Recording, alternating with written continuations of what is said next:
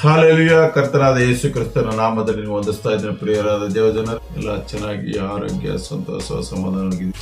ಇವತ್ತು ಏನು ನಮ್ಮ ಜೊತೆ ಮಾತಾಡೋದಂತಂದ್ರೆ ನಾವು ನಡ್ಕೊಳ್ಳುವಂತ ರೀತಿ. ಹಾಲೆಲೂಯ. ನಾವು ನಡ್ಕೊಳ್ಳುವಂತ ಹೇಗೆ ದೇವರು ವಾಕ್ಯದ ಮೂಲಕ ನಮ್ಮ ಜೊತೆ ಮಾತನಾಡ್ತಾ ಇದ್ದಾರೆ. ಎಫೆಸ 5:15 ವಚನ ನಮಗೆ ಇದು ತಿಳಿಸ್ಕೊಡ್ತಾರೆ. ಹೇಗೆ ನಾವು ನಡ್ಕೊಳ್ಳುವ ರೀತಿ ದೇವರು ನಮ್ಮ ಜೊತೆ ಮಾತನಾಡಿದ್ದೀವಿ ಇವತ್ತು ದಿನ. ಅದಕ್ಕೆ ಸಹೋದರ ಸಹೋದರಿಯರಿಗೆ ತಿಳಿಸಿ ಅಂತ ಹೇಳಿ ದೇವರು ನಮ್ಮ ಜೊತೆ ಮಾತನಾಡಿದ್ದಾರೆ. ಅದಕ್ಕೆ ಮಾತಾಡ್ತಾ ಇದ್ದೀವಿ ಪ್ರಿಯರಾದ ದೇವಜನರೇ. ಆದ ಕಾರಣ ನೀವು ನಡ್ಕೊಳ್ಳುವಂತ ರೀತಿ ಕುರಿತು ಚೆನ್ನಾಗಿ ನೋಡಿಕೊಳ್ಳಿ. ಏನ್ ಹೇಳ್ತಾರೆ ದೇವರು? ನೀವು ನಡ್ಕೊಳ್ಳುವಂತ ರೀತಿ ಚೆನ್ನಾಗಿ ನೋಡಿಕೊಳ್ಳಿರಿ. ಅಂದ್ರೆ ನಡ್ಕೊಳ್ಳೋ ರೀತಿ ಅಂದ್ರೆ ಏನಂತಂದ್ರೆ, ನಾವು ನಡ್ಕೊಳ್ಳೋಂಥ ರೀತಿ ಯಾವ ರೀತಿ ಗೊತ್ತಾ? ಅಕ್ಕಪಕ್ಕದಲ್ಲಿರುವಂಥ ಜನಗಳು, ನಮ್ಮ ಫ್ರೆಂಡ್ಸು, ನಮ್ಮ ರಿಲೇಷನ್ನು, ನಮಗೆ ಗೊತ್ತಿರೋರು, ನಾವೆಲ್ಲಿ ಕೆಲಸದಲ್ಲಿ ಹೋಗ್ತೀವೋ, ಎಲ್ಲಿ ಏನು ಬಿಸ್ನೆಸ್ ಮಾಡೋ ಜಾಗದಲ್ಲಿ ಅಕ್ಕಪಕ್ಕದವ್ರು ಎಲ್ಲ ಅವ್ರು ಯಾವ ರೀತಿಯಲ್ಲಿ ನಡ್ಕೊತಾರೋ ಅವ್ರು ಅಬ್ಸರ್ವ್ ಮಾಡ್ತಾರೆ. ಯಾವ ರೀತಿಯಲ್ಲಿ ಇವ್ರು ನಡ್ಕೊತಾರೆ, ಇವ್ರ ಗುಣಗಳು ಹೇಗಿದೆ ಅಂತ ಹೇಳೋದು ಅವರು ನಮ್ಮನ್ನ ನೋಡ್ತಾ ಅಬ್ಸರ್ವ್ ಮಾಡ್ತಾ ಇರ್ತಾರೆ. ಅದಕ್ಕೋಸ್ಕರ ನಾವು ನಡ್ಕೊಳ್ಳೋ ರೀತಿ ನಾವು ಕಲ್ತ್ಕೋಬೇಕು. ಫಸ್ಟ್ ಎಷ್ಟು ನಾವು ಪ್ರೀತಿಯಿಂದ ನಡ್ಕೊಂತೀವೋ, ಏನೇ ಕಷ್ಟ ಬಂದರೂ ಕೂಡ ಅವ್ರಿಗೆ, ದುಃಖದಲ್ಲಿದ್ರು ಕೂಡ ನಮ್ಮ ಜೊತೆ ಮಾತಾಡ್ತಾನೆ ಅವ್ರಿಗೊಂಥರ ಸಮಾಧಾನ ಬರಬೇಕು. ಹೇಳ್ತಿದ್ದಾರೆ ಅವ್ರಿಗೊಂಥರ ಸಮಾಧಾನ ಬಂತಂದ್ರೆ ನೆಕ್ಸ್ಟ್ ಬಂದು ನಮ್ಗೆ ಸ್ವಲ್ಪ ಯೇಸು ಸ್ವಾಮಿ ಬಗ್ಗೆ ಹೇಳ್ತೀರಾ ಬ್ರದರ್, ಸಿಸ್ಟರ್ ಅಂತ ಕೇಳಬೇಕು. ಅದೇ ನಮ್ಮ ರೀತಿ. ಆ ಪ್ರೀತಿಯಿಂದ ನಾವು ಮಾತಾಡೋದು ಮಕ್ಕಳನ್ನ, ಆ ಪ್ರೀತಿಯಿಂದ ಮಾತನಾಡಿದಾಗ ಅವರು ನಮ್ಮನ್ನು ನೋಡೋರು ಚೇಂಜ್ ಅಪ್ ಆಗಬೇಕು. ಆ ಬ್ರದರ್ ಹತ್ರ ಮಾತಾಡಿದ್ರೆ ನಮಗೊಂಥರ ಸಮಾಧಾನ ಬರುತ್ತೆ, ಆ ಸಿಸ್ಟರ್ ಹತ್ರ ಮಾತಾಡಿದ್ರೆ ನನಗೊಂಥರ ಸಮಾಧಾನ ಬರುತ್ತೆ ಅನ್ನೋ ರೀತಿಯಲ್ಲಿ ನಾವು ಇರಬೇಕು.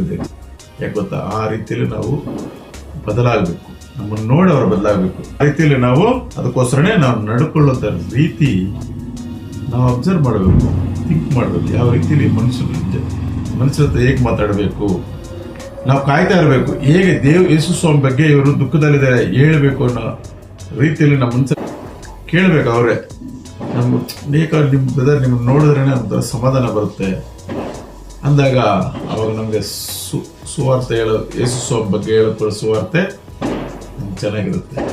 ಅವ್ರ ಇಂಟ್ರೆಸ್ಟ್ ಕೇಳಬೇಕು ನಾವೆಲ್ಲ ರೀತಿಯಲ್ಲಿ. ಅದಕ್ಕೋಸ್ಕರ ನಾವು ಬದಲಾಗಬೇಕು. ಆ ರೀತಿಯಲ್ಲಿ ನಾವು ಚೇಂಜ್ ಆಗಬೇಕು. ಅದಕ್ಕೋಸ್ಕರನೇ ದೇವರು ಹೇಳ್ತಾರೆ, ಅಂದ್ರೆ ನಾವು ಚೆನ್ನಾಗಿ ನೋಡ್ಕೋಬೇಕು. ನಾವು ನಡ್ಕೊಳ್ಳೋದ ರೀತಿನೇ ಚೆನ್ನಾಗಿ ಅಷ್ಟೇ. ದೇವರ ಪ್ರೀತಿ ಅನ್ನೋದು ಅವರೇ ಕೇಳಬೇಕು. ಯೇಸು ಸ್ವಾಮಿ ಬಗ್ಗೆ ಹೇಳಿ. ಯಾಕಂದ್ರೆ ನಿಮ್ಮ ಹತ್ರ ಮಾತಾಡಿದ್ರೆ ನಮ್ಗೆ ಸಮಾಧಾನ ಬರುತ್ತೆ. ಅದೇ ರೀತಿಯಲ್ಲಿ ದೇವರು ಯೇಸು ಸ್ವಾಮಿ ಹಳ್ಳಿಗೆ ಸೇವೆ ಮಾಡ್ಕೊಂಡು ಹೋಗಿದ್ದು. ಅವರು ನಡ್ಕೊಂಡು ಹೋಗ್ತಾ ಇದ್ರೆ ಅದ್ಭುತಗಳು ಮಾಡ್ತಾ ಇದ್ರು.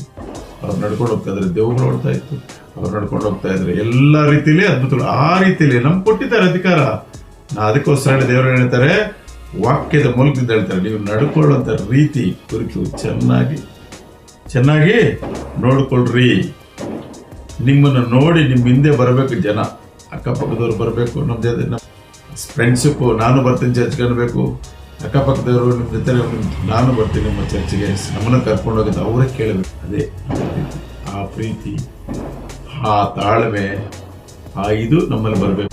ಯಾಕಂದ್ರೆ ಇದು ಮಾಡಿದ್ರೆ ದೇವ್ರು ಮಾಡಿದ್ದೆ ಅವ್ರ ಪ್ರೀತಿಯಿಂದ ಕರೆದಿದ್ದಾನೆ ನಾವು ಬಂದಿದ್ದು. ಅವ್ರು ಅರ್ಟಾಗಿ ಮಾತಾಡಿಲ್ಲ, ನೀವು ಹಿಂಗ್ ಮಾಡಿದ್ರೆ ಹೆಂಗ್ ಮಾಡಿ ತಿಳ್ಕೊಂಡಿಲ್ಲ ಮಾತಾಡಿದ್ರ. ಅವ್ರು ಪ್ರೀತಿಯಿಂದ ಕರೆದ್ರು. ಎಷ್ಟೋ ತಪ್ಪು ಮಾಡಿದ್ರು ಕೂಡ ಏನ್ ಮಾಡಿದ್ರು? ಪ್ರೀತಿಯಿಂದ ನಾವು ಅವ್ರು ನೋಡ್ಕೊಂಡು ಹೋಗೋದ್ವಾ? ಇಲ್ಲ, ಅವರೇ ನಮ್ಮನ್ನು ಹುಡುಕಿ ಕರೆದಂತ ದೇವರು. ಆ ರೀತಿಯಲ್ಲಿ ದೇವರು ಹೇಗೆ ನಡೆದಿದ್ದಾರೆ ಆಯ್ತಾ? ದೇವರೇ ನೋಡಿ, ಇನ್ನೊಂದು ಏನಂತಂದ್ರೆ, ಜ್ಞಾನವಿಲ್ಲದಿದ್ದವರಾಗಿದ್ದರೆ ಜ್ಞಾನ ಇಲ್ಲದಿದ್ದರೆ ಜ್ಞಾನವಂತರಾಗಿ ನೋಡ್ಕೋಬೇಕು. ಒಂದೊಂದು ಪಾಯಿಂಟ್ ದೇವರು ಏನ್ ಕೊಟ್ಟಿದ್ದಾರೆ ನೋಡಿ ವಾಕ್ಯದಲ್ಲಿ.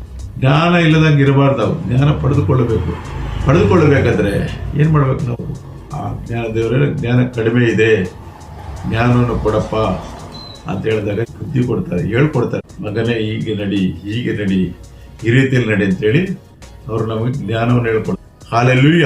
ಆ ರೀತಿಯಲ್ಲಿ ಜ್ಞಾನವನ್ನು ಪಡೆದುಕೊಳ್ಳಬೇಕು. ಈ ದಿನಗಳು ಕೆಟ್ಟವು ಆಗಿರುವುದರಿಂದ ಕಾಲವನ್ನು ಸಮಯ ಯಾಕಂದ್ರೆ ಸಮಯಗಳು ವೇಸ್ಟ್ ಮಾಡಬಾರ್ದು.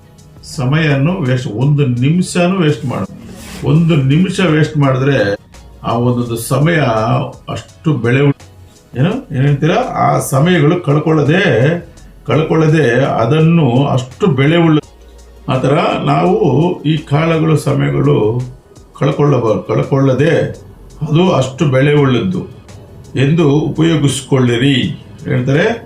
ಈ ಸಮಯಗಳು ಹೇಗೆಂತಂದ್ರೆ, ಈ ದಿನಗಳಲ್ಲಿ ಎಲ್ಲ ಕಡೆ ಕೊಳೆಗಳು, ಅಲ್ಲೆಲ್ಲ ಪ್ರಳಯ ನಡುತ್ತೆ, ಮಳೆಗಳು, ಭೂಕಂಪಗಳು, ಈ ತರ ನಡೆಯುವ ಸಮಯಗಳು. ಅದಕ್ಕೋಸ್ಕರ ದೇವರು ಹೇಳ್ತಾರೆ ಅಂದ್ರೆ, ಈ ದಿನಗಳು ಸರಿ ಇಲ್ಲ, ಈ ಕಾಲ ಸರಿ ಇಲ್ಲ, ಈ ಕಾಲಗಳು ಸರಿ ಇಲ್ಲ. ಅದಕ್ಕೆ ಟೈಮ್ ವೇಸ್ಟ್ ಮಾಡದೆ ದೇವ್ರ ಬಗ್ಗೆ ಜನಗಳಿಗೆ ಸುವಾರ್ತೆ ಹೇಳಬೇಕು.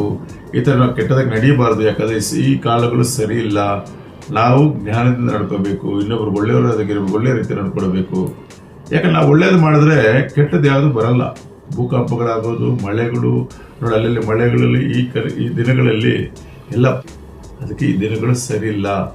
ಅದಕ್ಕೋಸ್ಕರ ಒಂದೊಂದು ನಿಮಿಷನೂ ಬುದ್ಧಿಹೀನರಾಗಿ ನಡೆಯದೆ ಕರ್ತನ ಚಿತ್ತವೇನೆಂದು ವಿಚಾರಿಸಿಕೊಳ್ಳಿರಿ. ಬುದ್ಧಿ ಏನಿಲ್ಲ ಅಂತ ಹೇಳ್ಬಿಟ್ಟು ನನಗೆ ಬುದ್ಧಿನೇ ಇಲ್ಲ, ಜ್ಞಾನನೇ ಇಲ್ಲ ಅಂತ ಹೇಳಿ ಇರಬಾರ್ದು. ನಾವು ಆ ಬುದ್ಧಿನ ಪಡೆದುಕೊಳ್ಳಬೇಕು. ಯಾರು ಕರ್ತನ ವಿಚಾರಿಸಬೇಕು. ದೇವರೇ, ನಾವು ಹಾಸಿಗೆ ಮೇಲೆ ಎದ್ದ ತಕ್ಷಣ ಏನು ಹೇಳಬೇಕು? ನಮ್ಮ ಪ್ರಾಣ, ಆತ್ಮ, ಶರೀರ, ದೇವರೇ ಇವತ್ತು ಯಾವ ರೀತಿಯಲ್ಲಿ ನಡಿಬೇಕಪ್ಪ, ನೀವು ನಮ್ಗೆ ತಿಳಿಸ್ಕೊಡಿ ಅಂತೇಳಿ ದೇವ್ರನ್ನ ತಿಳ್ಕೊಬೇಕ್ರಿ. ತಂದೆ ಅವರು, ನಾವು ಅವ್ರ ಮಕ್ಕಳು. ತಂದೆ ನಮ್ಗೆ ಬುದ್ಧಿ ಹೇಳ್ಕೊಡದೇ ಇರ್ತಾರ? ಈಗ ಏನಿಲ್ಲ, ನಿಮ್ಮ ಮಕ್ಕಳಿಗೆ ನೀವು ಬುದ್ಧಿ ಹೇಳಿದಿರೇ ಅವ್ರು ನಡ್ಕೊಳಕ್ಕಾಗುತ್ತಾ? ಅದಕ್ಕೋಸ್ಕರ ಅಪ್ಪನ ನಾವು ಕೇಳ್ಕೋಬೇಕು. ಮಗನೇ, ಈ ದಾರಿಲಿ ನಡಿ, ಇದು ಒಳ್ಳೆ ದಾರಿ, ಕೆಟ್ಟ ದಾರಿಗೆ ಹೋಗ್ಬೇಡ. ಅವರು ನಿಮ್ಗೆ ತೋರಿಸ್ಕೊಡ್ತಾರೆ. ಯಾಕಂದ್ರೆ ಅವರು ಜೀವಂತವಾಗಿರುವಂಥ ದೇವರು, ಮಾತನಾಡುವಂಥ ದೇವರು, ನಮ್ಮ ಪಕ್ಕದಲ್ಲಿರುವಂಥ ದೇವರು. ಅವರು ಆಲಯ ಯಾವುದು? ಅವರ ಆಲಯ ಇಲ್ಲಿ ವಾಸ ಮಾಡೋ ದೇವರು. ನೀವು ಕೇಳಿರಿ, ನಾನು ಕೊಡ್ತೀನಿ. ನೀವು ಕೇಳಿಕೊಂಡಾಗ ಬುದ್ಧಿ ಇಲ್ವಾ? ಬುದ್ಧಿ ಕೇಳಿ. ಜ್ಞಾನ ಇಲ್ಲ? ಜ್ಞಾನ ಕೇಳಿ ಪಡೆದುಕೊಳ್ಳಿರಿ. ಹೇಳ್ತಾರೆ ನೋಡಿ, ದೇವರು ಎಷ್ಟು ಚೆನ್ನಾಗಿ ಕರ್ತನ ಚಿತ್ತವೇನೆಂದು ವಿಚಾರಿಸಿ ತಿಳಿದುಕೊಳ್ಳಿರಿ. ಏನ ದೇವರು? ಕರ್ತನ ಕೇಳಿಲ್ಲ ಅಂದ್ರೆ ಹೇಗೆ ಕೊಡ್ತಾರೆ? ದೇವರು ಹೇಳ್ತಾರೆ ಅಂದ್ರೆ, ಕೇಳಿರಿ, ನಾನು ನಿಮಗೆ ಕೊಡ್ತೀನಿ, ಬುದ್ಧಿ ಹೇಳ್ಕೊಡ್ತೀನಿ ಅಂತ ಹೇಳ್ತಾರೆ.